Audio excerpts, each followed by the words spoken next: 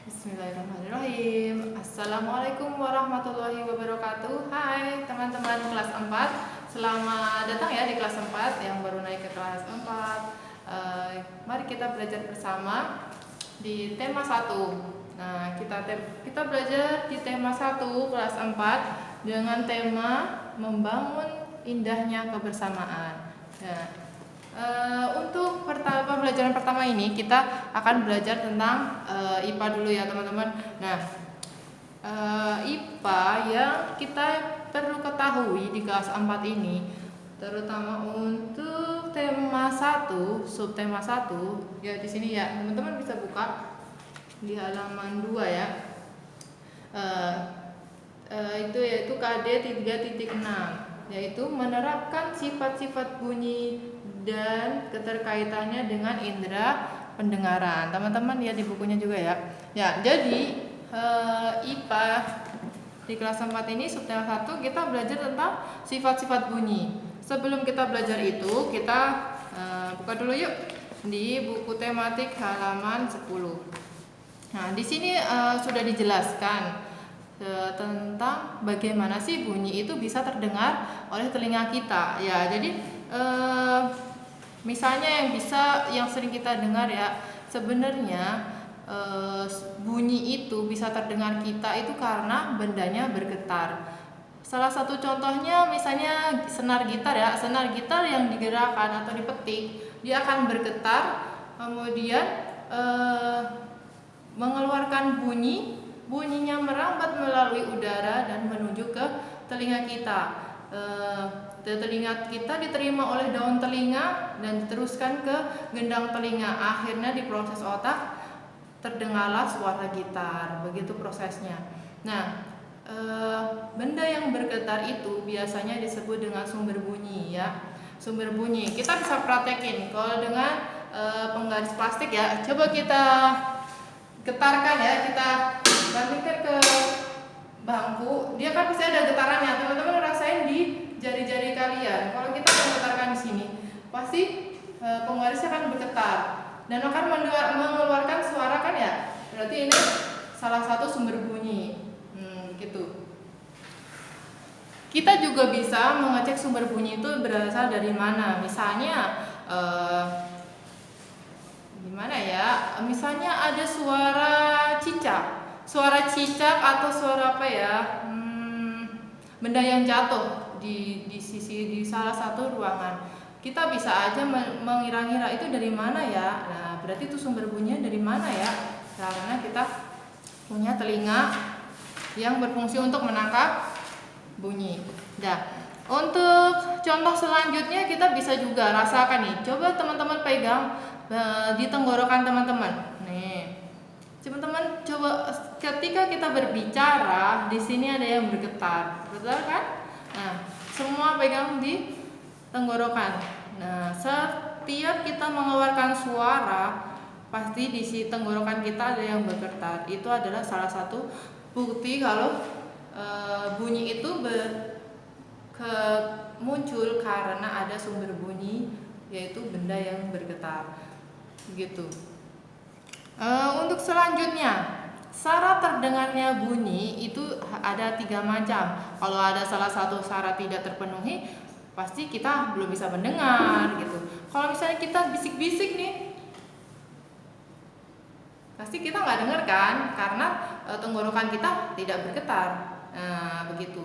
Itu contoh dan pembuktian bahwa bunyi itu berasal dari benda yang bergetar. Paham ya teman-teman ya?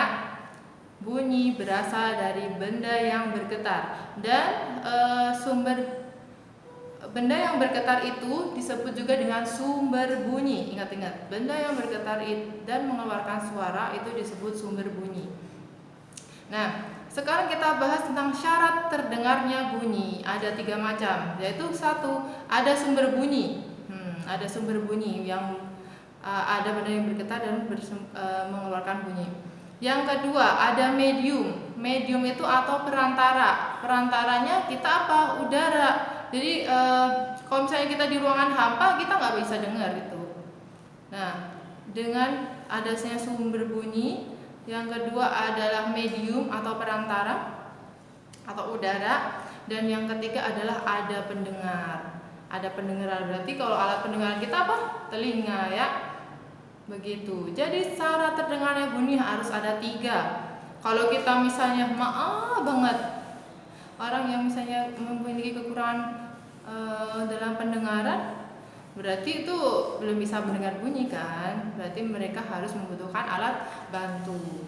Begitu. Oke. Untuk intinya yang kita pelajari hari ini adalah bunyi berasal dari benda yang bergetar. Yang kedua adalah benda yang bergetar dan mengeluarkan bunyi disebut sumber bunyi. Dan yang ketiga, poin yang ketiga yang harus kita pahami adalah saat terdengarnya bunyi ada 3 macam, yaitu ada sumber bunyi, kedua ada medium, perantara atau udara, yang ketiga ada pendengarnya. Oke. Untuk pelajaran IPA kita lanjut di halaman, kita lihat lagi di buku tematik ya, di halaman 27. Di halaman 27 teman-teman buka juga ya. Di situ ada penjelasan tentang pembuktian perambatan bunyi. Jadi kita udah mengetahui bunyi berasal dari mana, syaratnya apa. Nah, untuk sekarang kita lihat proses perambatannya bunyi itu ada beberapa macam. Ya, halaman 27. Ada beberapa macam. Yang pertama bisa melalui udara, bisa melalui benda padat, dan bisa melalui benda cair. Teman-teman bisa baca dari halaman 27 sampai 29. Di situ ada contoh percobaan untuk membuktikan bahwa benda bisa merambat melalui zat padat, benda cair, dan udara. Nah, untuk perambatan bunyi melalui udara, contohnya nih di halaman 28 ya. Nih udah ada contoh orang yang 2 anak yang membawa selang. Dia sedang berbicara lewat selang itu. Jadi mulutnya ditutup, dimasukin ke selangnya, pasti terdengar di situ. Kalau terdengar, teman-teman bisa praktekin juga di rumah ya. Kalau misalnya kita bareng, bisa kita praktekin ya. Teman-teman praktekin boleh sama temennya atau saudaranya di rumah ya. Kita saat berbisik sambil tutupin, dan satu anak lagi mendengarkan, ditempelkan selangnya di telinga, akan terdengar saat berbicara. Itu adalah salah satu contoh bunyi bisa merambat melalui udara. Untuk yang kedua, bunyi bisa merambat melalui zat cair, benda cair. Nah, sekarang benda padat dulu, melalui benda padat.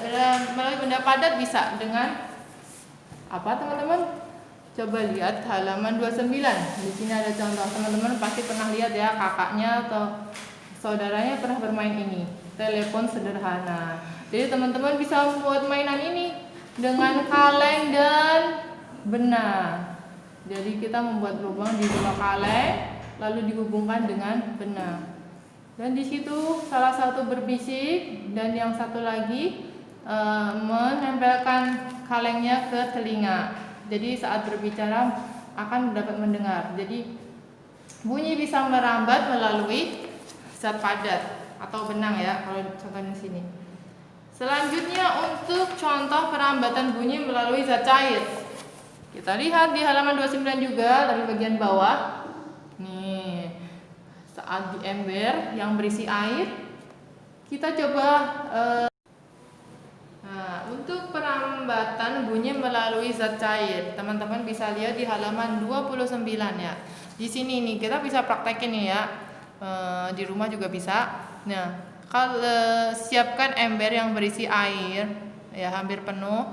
Terus sediakan corong juga, dan salah satu anak memukul di bagian embernya. Memukulkan bagian ember, dan satu anak lagi mendengarkan atau memasukkan corongnya ke dalam air.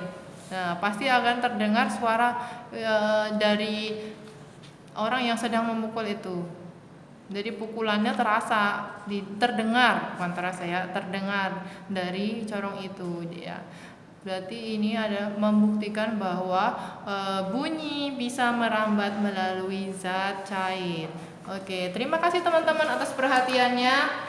Pahami ya.